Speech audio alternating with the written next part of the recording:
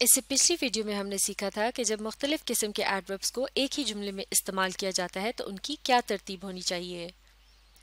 इस वीडियो में हम सीखेंगे कि जब एक जुमले में सिर्फ एक ही किस्म का एडवर्ब इस्तेमाल होता है तो उसे जुमले में किस जगह इस्तेमाल किया जा सकता है।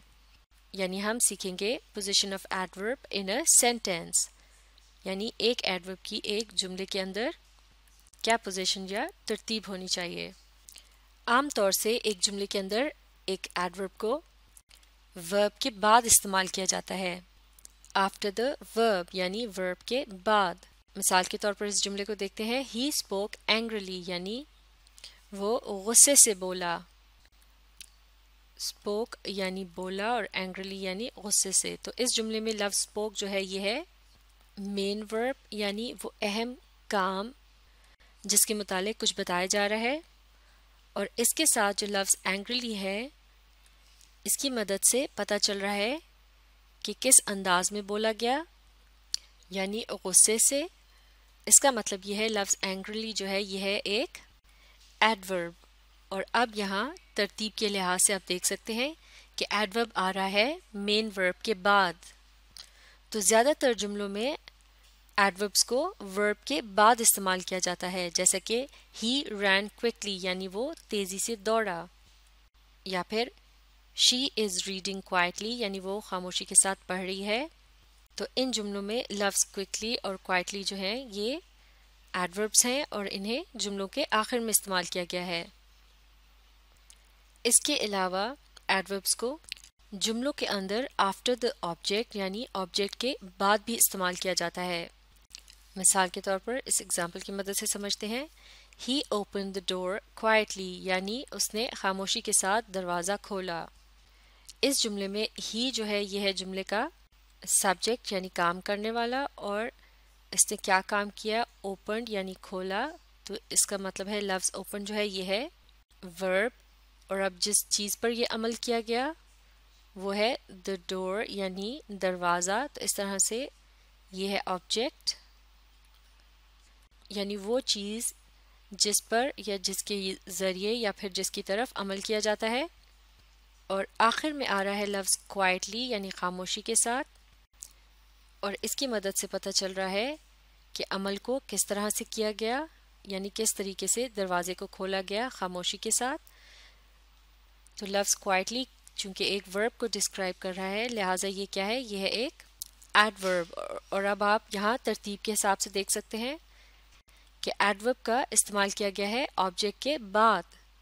अब यहाँ एक और उसूल भी समझना बहुत ज़रूरी है कि एडवर्ब को ऑब्जेक्ट से पहले इस्तेमाल नहीं किया जाता।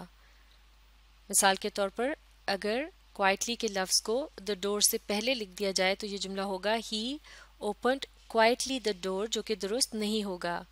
लिहाजा एक ऐसा जुमला कि जिसमें ऑब्जेक्ट का भी इस्तेमाल किया जा रहा हो और उसमें एक वर्ड को एडवर्ब को शामिल किया जाए तो एडवर्ब को ऑब्जेक्ट के बाद लिखा जाएगा। इससे पिछली एग्जाम्पल में हमने देखा था कि एडवर्ब को वर्ब के बाद इस्तेमाल किया गया था, लेकिन चूंकि अब इस एग्जाम्पल में एक ऑब्जेक्ट का भी इस्तेमाल किया गया है लिहाजा एडवर्ब को लिखा जा रहा है ऑब्जेक्ट के बाद, और ये है एडवर्ब की दुरुस्त पोजीशन।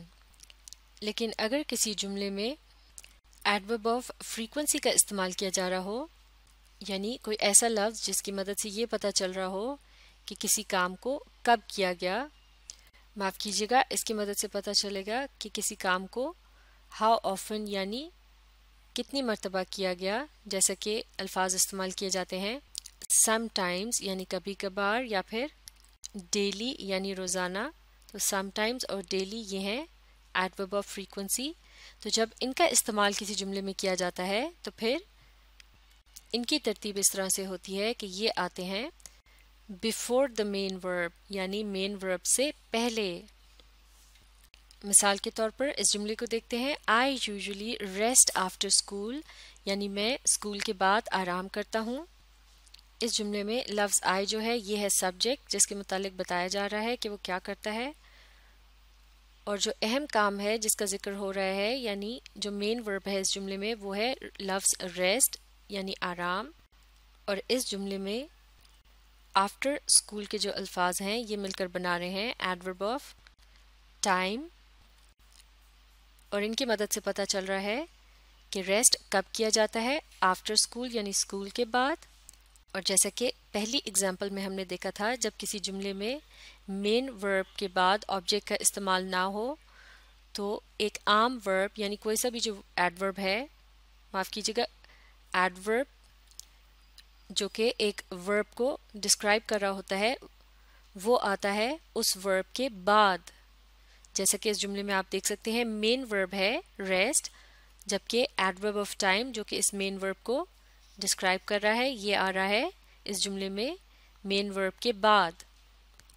लेकिन अब यहाँ एक और एडवर्ब भी इस्तेमाल किया गया है जो कि सब्जेक्ट के फौरन बाद आ रहा है, और ये है लफ्ज़ यूजुअली यानी आमतौर से, जो कि एक तरह से हाउ ऑफन का जवाब है यानी कितनी मर्तबा। और इस जुमले में लफ्ज़ यूजुअली जो है वो रेस्ट के मुतालिक बता रहा है कि उसको अक्सर किया जाता है यानी आम तौर से ये अमल दोहराया जाता है। तो इस तरह से ये लफ्ज़ यूजुअली जो है ये है एडवर्ब ऑफ फ्रीक्वेंसी, और तरतीब के लिहाज से आप देख सकते हैं कि ये एडवर्ब ऑफ फ्रीक्वेंसी आ रहा है इस जुमले में मेन वर्ब से पहले। तो इस तरह से इस जुमले को देखने के बाद हम ये बात समझ सकते हैं कि अगर किसी जुमले में एडवर्ब ऑफ फ्रीक्वेंसी का इस्तेमाल किया जाए तो उसे ज़्यादातर इस्तेमाल किया जाता है मेन वर्ब से पहले, जबकि बाकी के जो मुख्तलिफ एडवर्ब्स होते हैं उन्हें मेन वर्ब के बाद इस्तेमाल किया जाता है, जैसा कि एडवर्ब ऑफ मैनर, प्लेस और टाइम वगैरह। लेकिन अगर हम किसी एडवर्ब पर जोर देकर कोई बात कहना चाह रहे हों तो फिर हम उस एडवर्ब को बिगिनिंग ऑफ अ सेंटेंस यानी जुमले के शुरू में भी इस्तेमाल कर सकते हैं, जैसे कि इन एग्जाम्पल्स में इस्तेमाल किया गया है last night we saw our friends, यानी कल रात हमने अपने दोस्तों को देखा। लास्ट नाइट यानी कल रात ये है एडवर्ब ऑफ टाइम जिसकी मदद से पता चल रहा है वक्त के मुतालिक, और इसे इस्तेमाल किया गया है इस जुमले के शुरू में। तो आम तौर से इस बात को इस तरह से कहा जाता है we saw our friends last night, यानी हमने अपने दोस्तों को कल रात देखा। लेकिन इस जुमले में यानी इस एग्जाम्पल के अंदर लास्ट नाइट के अल्फाज को शुरू में इसलिए इस्तेमाल किया गया है कि इस बात पर जोर देकर कहा जा रहा है कि ये बात कल रात को हुई। Last night we saw our friends यानी कल रात हमने अपने दोस्तों को देखा। तो इस तरह से एडवर्ब ऑफ टाइम और दूसरे मुख्तलिफ एडवर्ब्स को भी बाज़ औक़ात जुमलों के शुरू में भी इस्तेमाल किया जाता है। अगली एग्जाम्पल देखते हैं in a few minutes we will go, यानी चंद मिनटों में हम चले जाएंगे। तो आम तौर से इस जुमले को इस तरह से कहा जाता है we will go in a few minutes, यानी हम चले जाएंगे चंद मिनटों में। लेकिन चूंकि इस बात को अहमियत दी जा रही है कि हम चंद मिनटों में चले जाएंगे, लिहाजा इस बात को जुमले के शुरू में कहा गया है इन अ फ्यू मिनट्स। ये अल्फाज भी वक्त की तरफ इशारा कर रहे हैं और ये हैं एडवर्ब ऑफ टाइम, जिनकी मदद से पता चल रहा है कि अमल को किस वक्त किया जाएगा। अब अगली एग्जाम्पल देखते हैं very quietly he open the door. Very quietly he open the door यानी बड़ी खामोशी के साथ उसने दरवाज़ा खोला। आम तौर से इस जुमले को इस तरह से कहा जाता है he open the door very quietly, यानी उसने दरवाज़ा खोला बड़ी खामोशी के साथ। लेकिन यहाँ वेरी क्वाइटली के अल्फाज पर जोर देने के लिए इन्हें जुमले के शुरू में इस्तेमाल किया गया है। इस बात का इजहार हम अपनी आवाज़ की टोन यानी लहजे से भी कर सकते हैं। तो इन अल्फाज को ज़रा ज़ोर दे के बोला जाएगा very quietly he open the door, यानी बहुत खामोशी के साथ उसने दरवाज़ा खोला। तो वेरी क्वाइटली के अल्फाज मिलकर बना रहे हैं एडवर्ब ऑफ मैनर, यानी इनकी मदद से पता चल रहा है काम का अंदाज, जैसे कि यहाँ बताया गया है कि दरवाजे को किस अंदाज से खोला गया। और इस बात पर जोर देने के लिए इन अल्फाज को जुमले के शुरू में इस्तेमाल किया गया है। इसी तरह से अगर किसी जुमले में एडवर्ब ऑफ मैनर का इस्तेमाल किया जा रहा हो और उस एडवर्ब ऑफ मैनर को जोर देकर कहना हो, यानी उसे अहमियत देनी हो तो बाज़ औक़ात एडवर्ब ऑफ मैनर को इस्तेमाल किया जा सकता है बिफोर द मेन वर्ब, यानी मेन वर्ब से पहले। जैसा कि इस जुमले में इस्तेमाल किया गया है, ही क्वाइटली ओपन द डोर, यानी उसने खामोशी के साथ दरवाजे को खोला। तो इस जुमले में लफ्ज़ ओपन जो है यानी खोला, ये है मेन वर्ब, और इससे पहले इस्तेमाल किया गया है लफ्ज़ क्वाइटली का यानी खामोशी के साथ, जो कि मेन वर्ब के मुतालिक बता रहा है कि इसे किस तरह से किया गया। तो इस तरह से ये एक एडवर्ब है, और चूंकि ये काम के अंदाज के मुतालिक बता रहा है इसलिए ये है एडवर्ब ऑफ मैनर। और आप यहाँ तरतीब के लिहाज से देख सकते हैं कि इसे मेन वर्ब से पहले इस्तेमाल किया गया है, लेकिन ऐसा सिर्फ इसलिए किया गया है कि अब की बार इस एडवर्ब ऑफ मैनर को अहमियत देने की कोशिश की गई है, या फिर इस पर जोर देकर बात की गई है कि काम को किस अंदाज में किया गया, क्वाइटली यानी खामोशी के साथ। तो इस किस्म के जुमले को पढ़ते वक्त या बोलते वक्त भी इस लफ्ज़ पर जोर देकर कहा जा सकता है, ही क्वाइटली ओपन द डोर, यानी उसने खामोशी के साथ दरवाज़ा खोला। लेकिन जैसा कि इससे पहले भी हम सीख चुके हैं कि एडवर्ब्स को कभी भी एक ऐसे जुमले में जहाँ एक ऑब्जेक्ट भी आ रहा हो, जैसे कि यहाँ है ऑब्जेक्ट द डोर, तो इस किस्म के जुमले में एडवर्ब को मेन वर्ब के बाद इस्तेमाल नहीं किया जाता, बल्कि इसे इस्तेमाल किया जाता है जुमले के आखिर में।